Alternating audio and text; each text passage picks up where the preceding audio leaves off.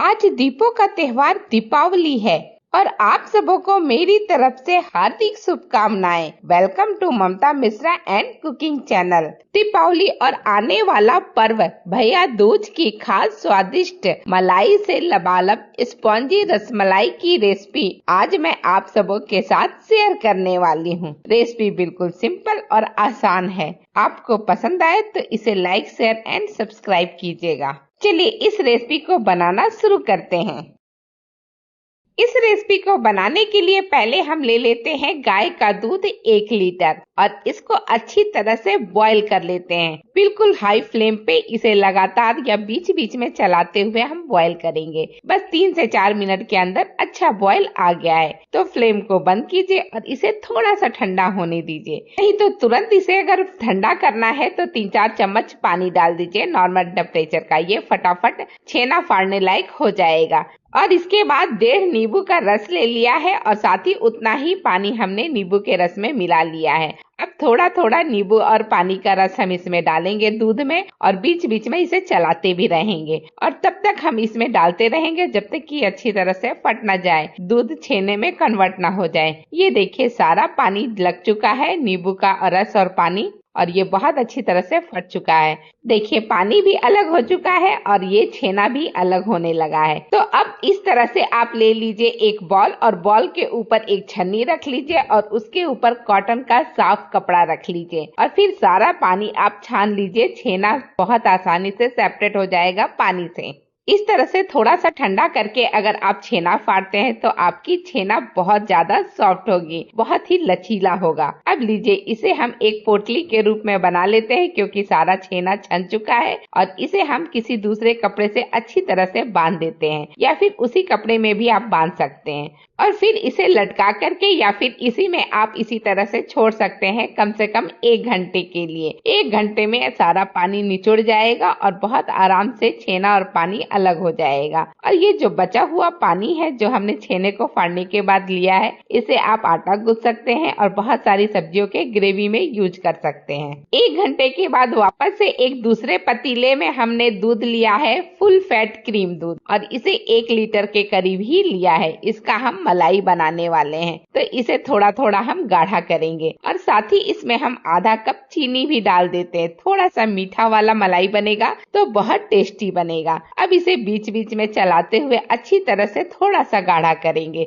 यानी 1/4 हिस्सा ही दूध का हमें कम करना है। तो इसे बीच बीच में चलाते हुए अच्छी तरह से हाई फ्लेम पे बॉईल करते रहिए, गाढ़ा करते रहिए और बीच में इसमें ड्राई फ्रूट डाल दीजिए। मैंने सिर्फ काजू और बादाम डाला है, आप जो भी ड्राई फ्रूट पसंद करते हैं और जितने अमाउंट में डालना चाहते हैं डाल सकते हैं। बारीक बारीक कट करके डालिएगा और थोड़ा सा हम इसमें फूड कलर भी डाल देते हैं, येलो फूड कलर, और ये बहुत 1 पिंच के बराबर ही डाल रहे हैं। अगर ये नहीं डालना चाहते तो 1 पिंच बराबर हल्दी भी डाल सकते हैं और नहीं तो केसर के कुछ धागे भी डालेंगे तो बहुत अच्छा कलर आ जाएगा। मेरे पास केसर के धागे नहीं थे तो मैंने नहीं डाला। और अब मैं इसमें डाल रही हूँ केवड़ा जल। तो ये मैंने 1 चम्मच के करीब केवड़ा जल डाल दिया है अच्छी खुशबू और टेस्ट के लिए। ये मलाई बहुत ज्यादा गाढ़ी नहीं होती, हल्की पतली ही रहती है, जैसा कि अभी बन करके रेडी हुआ है। तो अब फ्लेम को बंद कीजिए और इसे एक साइड में रखते हैं। चलिए अब चेक करते हैं कि छेना या पनीर बन करके कैसा हुआ है। तो गार्ड खोल लेते हैं और फटाफट ले लेते हैं पनीर को हाथ में। ये देखिए बहुत ही बढ़िया तरीके से सारा पनीर निकल चुका है। इस पनीर का आप बहुत सारा सब्जी भी बना सकते हैं। मैं तो फिलहाल इसे मसल करके रसमलाई बनाने वाली हूँ। तो अच्छी तरह से सारे पनीर को थोड़ा थोड़ा लेकर के मसल लीजिए। मसलते टाइम पे इसमें 1 चम्मच के करीब आप डाल दीजिएगा कॉर्नफ्लोर। इससे बहुत अच्छा टेक्सचर आ जाता है, एक बाइंड भी मिलता है जिससे कि जब बाद में हम रसमलाई के लिए पेड़े बनाएंगे ना तो बहुत स्मूथली बन जाएगा।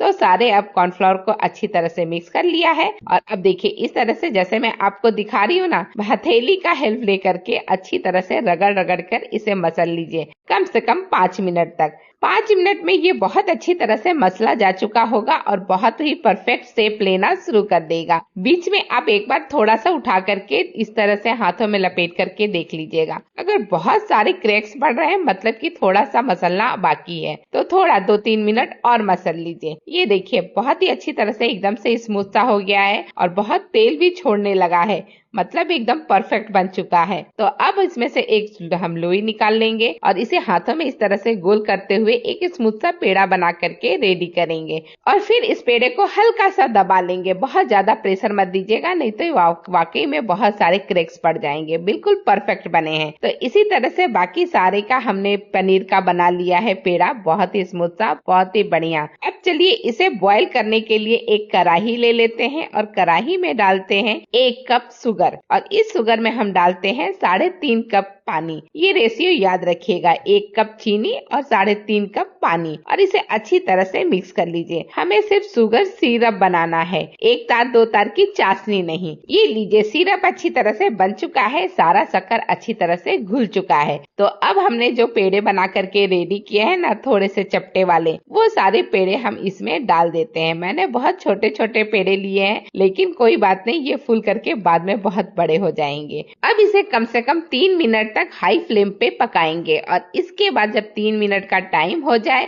तब इसे हम ढक करके कम से कम 7 से 8 मिनट हाई फ्लेम पे ही पकाएंगे। और ये लीजिए 7 से 8 मिनट हो चुका है। मैं एक बार ढक्कन हटा करके आपको दिखाती हूँ। दिख रहा है ना, बहुत बड़े बड़े साइज में। तो सबको एक बार फटाफट पलट लीजिए और अब फ्लेम को लो करके कम से कम 15 मिनट तक पकने दीजिए लो फ्लेम पे। ये लीजिए 15 मिनट का टाइम भी हो चुका है। तो अब हमने लीड हटा करके वापस से एक बार चेक करते हैं। ये देखिए बहुत ही बढ़िया और बहुत बड़े बड़े हो गए हैं। तो एक को थोड़ा सा हम दबा करके भी देखते हैं दूसरे स्पून से। बहुत ही स्पंजी और बहुत ही बढ़िया बना हुआ है। अब एक एक को निकालते जाएंगे और इसे थोड़ा सा दबा करके इसका जो शुगर सिरप है हटा देंगे और फिर एक बाउल में इकट्ठा कर लेंगे। जब ये थोड़ा गर्म रहेगा तभी इसमें हम मलाई डाल सकेंगे, ताकि ये मलाई अंदर तक जा सके। ऐसा तभी हो सकेगा जब ये थोड़ा सा गर्म रहेगा। तो एक एक करके हमने निकाल लिया है बाउल में और अब हम डालने वाले हैं वो गाढ़ी वाली दूध, मलाईदार दूध। तो उस दूध को थोड़ा थोड़ा करके अच्छी तरह से बाउल को भर लीजिए, मतलब इतना भर लीजिए कि डूबा रहे सारा का सारा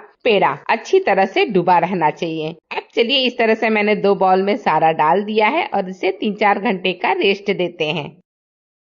ये लीजिए 3-4 घंटे के बाद ये सारे की सारी जो रसमलाई है अच्छी तरह से मलाई को ऑब्जर्व कर लिया है और बहुत ही फ्लफी और बहुत ही बढ़िया बन करके रेडी हुआ है। थोड़े से गुलाब के पेटल्स और पिस्ता के कतरन से मैंने इसे डेकोरेट या सर्व किया है। बहुत ही प्यारा लुक लग रहा है। चलिए अभी कट करके दिखाती हूँ। देख रहे हैं ना कितना इजीली कट रहा है, बहुत ही बढ़िया और अंदर तक स्पॉन्जी बना हुआ है और रस तो इतनी अच्छी तरह से भीतर तक गई हुई है कि एक बार आप बनाएंगे और सर्व करेंगे या खाएंगे तो बार बार बनाने का मन करेगा। हर कोई इसकी डिमांड करेगा और इसकी रेसिपी भी बहुत सिंपल है। तो इस दिवाली या फिर भैया दूज पे इसे जरूर बनाइए। इसी के साथ वीडियो समाप्त करती हूँ। आप सबों का धन्यवाद। Thank you.